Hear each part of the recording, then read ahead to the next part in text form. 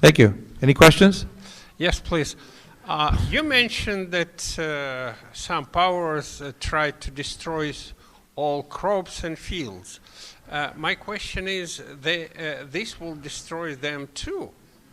Yeah, I know. You can't see the logic. For example, if you look at the release of the avian flu, the fact is if you make vaccines, the virus keeps changing so quickly that unless you're using something like advanced scalar weaponry, they're not going to stop this. It's going to continue to mutate. It's like insanity. George Bush's squinty-eyed daughters are breathing depleted uranium too. George Bush breathes depleted uranium.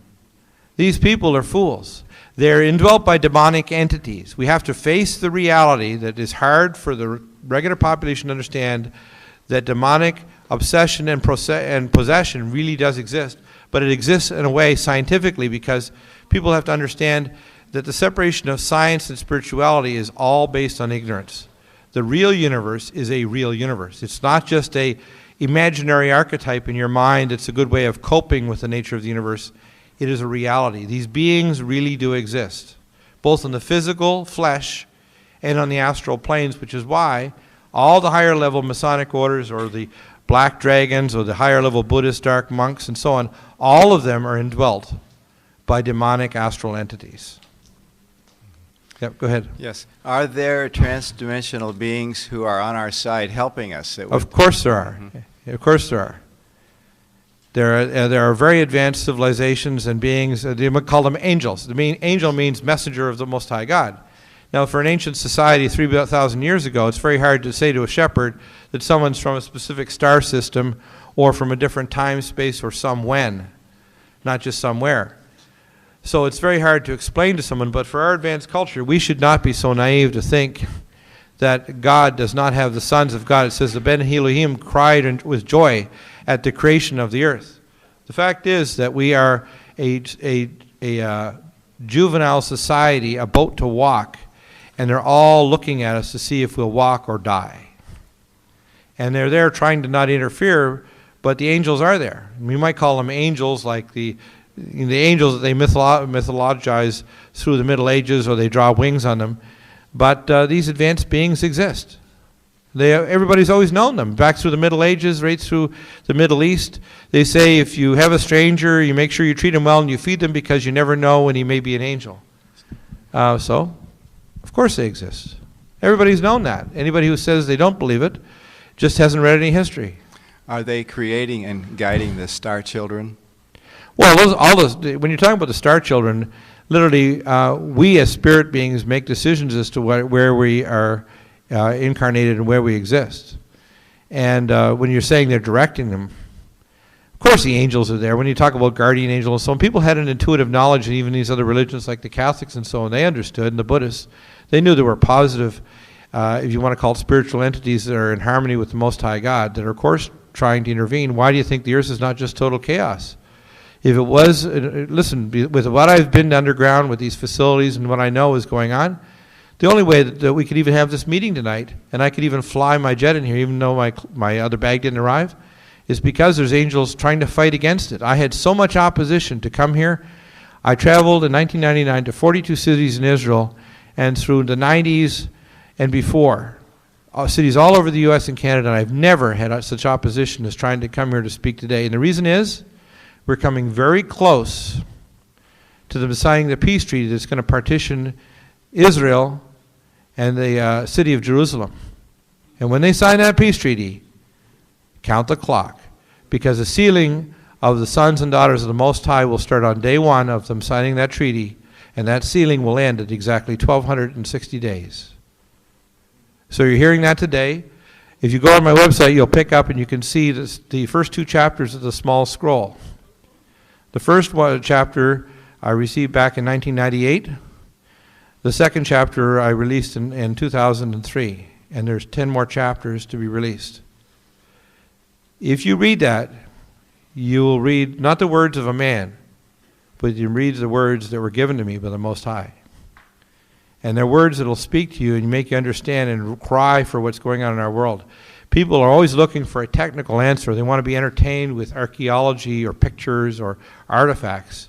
What they have to know is that they need to stop looking outside and start looking inside to their spirit, because if they ask the right questions, all of the answers are already in their spirit, because they're children of the Most High.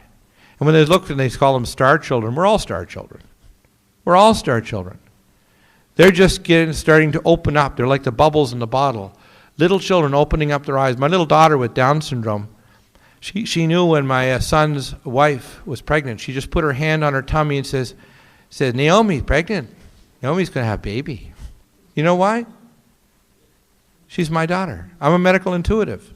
I can tell and feel people and help them thousands of miles away. I don't need to be with them. And the reason is, that's the nature of what we are. I'm not different. I'm the same as you. Those parts of my being have just been opened up. And what I'm trying to say tonight is, we are the sons and daughters of the Most High God. We have to stop being mechanistic, Cartesian men and women that are machines. We're not a biological machine. We're a supernatural super being. We are an eternal super being that needs to start facing that reality, or our civilization will die.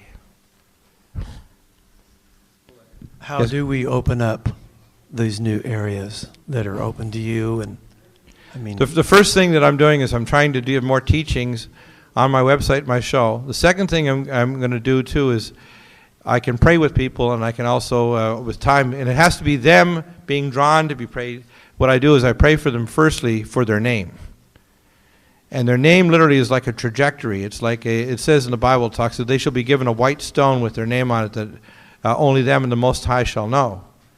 And it is like their way. So when you tell someone that they have to have religion, what you really should be telling them is to start reading from their book of life, which is their trajectory, their name, which is their spirit name of what they are. Their book is a very large book. And that's the problem, is people are expecting to have a pat answer. And so what they need to do first is they have to start seeking. Once they seek enough, people have called me and said, well, I'm ready to receive my name. I said, no, you're not. You're not ready. I can tell. My spirit can tell they're not ready. When they're ready, they'll know that there's a ring in their spirit that they're ready to know their name, because taking your name means you have a trajectory, you have a responsibility. When I took my name, I knew I had to let my practice go. I had to let my fear of death go. I had to let my fear of never seeing my family go. I had to know that for me to be what I am, which is a prophet of the Most High God, I had to speak out and say things that were so shocking to my professionals that they would think I was insane. I had to speak out and tell whistleblowing things that were so upsetting that people would say, how can you say that, even if you've got proof? So it's a journey, and you get on that pathway. A lot of people say that they're ready, but they're not. What they need to do is they need to get in some very serious prayer and cry out for what they are first. And then when they're ready, come to me, call me, and I'll pray with them. They can be 1,000 or 10,000 miles away, and I'll tell them. And once they start acquiring their name, and once they start feeling that the Spirit of the Most High enter them, then they'll start acquiring it. They don't need a formula. They don't need to go to a temple. They don't need to pay any money. They don't need to join a church. What they need to know is they need to start having the pathway to their pathway to the Most High. That's what they need. Because anything else is mind control. So how do we get to the rest of the sheeple? The first thing people, as they say, they're looking for the answer, like you're looking for an answer now. What I want people to do is start looking for the questions.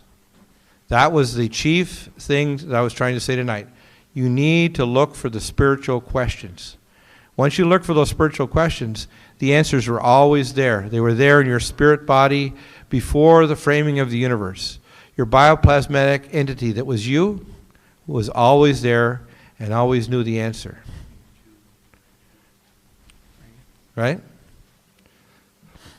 Any other questions?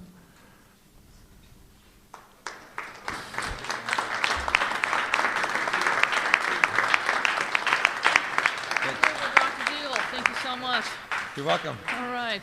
Thank you for inviting me. I'm sorry I tired you out so much. No, not at all. Well, we hope you liked that presentation of Dr. William Deagle. Yeah.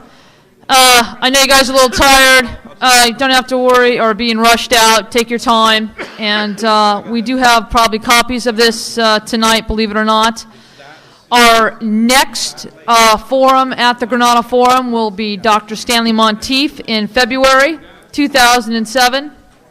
We want to thank you again for tuning into the Granada Forum. For those who saw us, we're still working on a few little kinks, and we're getting better. Thank you, America, for viewing. Again, happy holidays, happy Hanukkah, Merry Christmas, Happy New Year. We'll see you for 2007 for Dr. Stanley Monteith. Thank you so much, and God bless.